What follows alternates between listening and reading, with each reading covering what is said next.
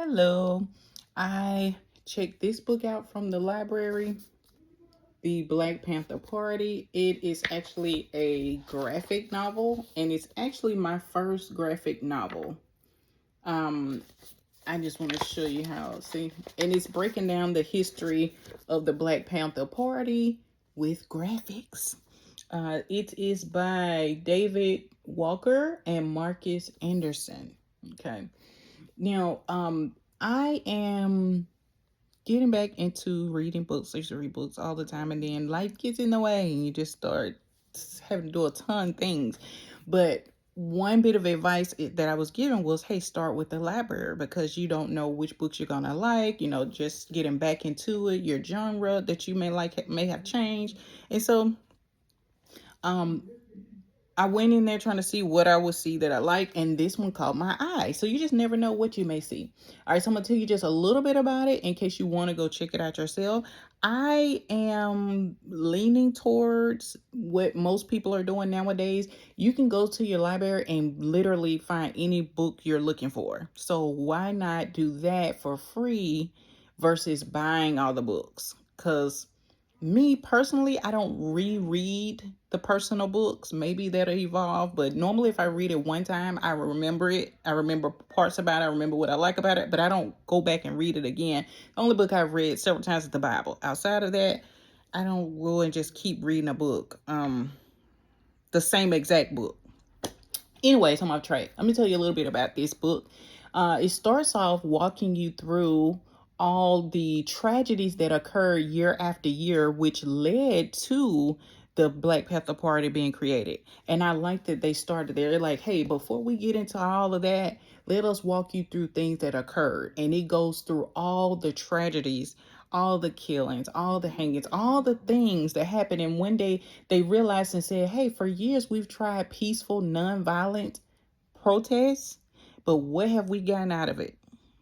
And from there, they even tried what was called the great mitigation, and great migration. I read that wrong. The Great Migration is where several blacks left the South and moved up north trying to escape racism just to get up north and be oppressed as well. So they felt like there was nothing else they could do. They felt like they ran out of options.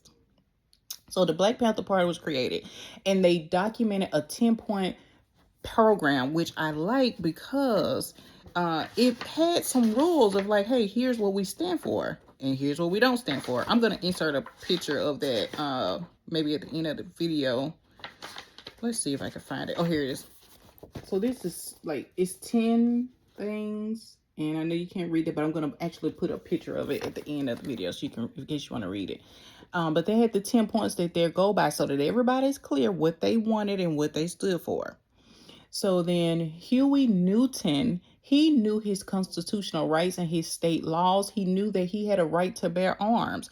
This is why when you saw the Black Panthers, they had guns out in the open because they knew that they had the right to have them out in the open.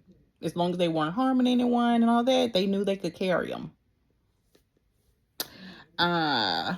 Next, here's an example of some things that the Black Panthers were trying to just help the community. So there was a busy intersection once where a lot of accidents were happening and children were getting hit by cars. So the Black Panthers, they tried to get the city to put up a traffic light there to prevent the wrecks. The city kept saying they didn't have the budget for it. So the Black Panthers went out there and they started directing traffic before and after school.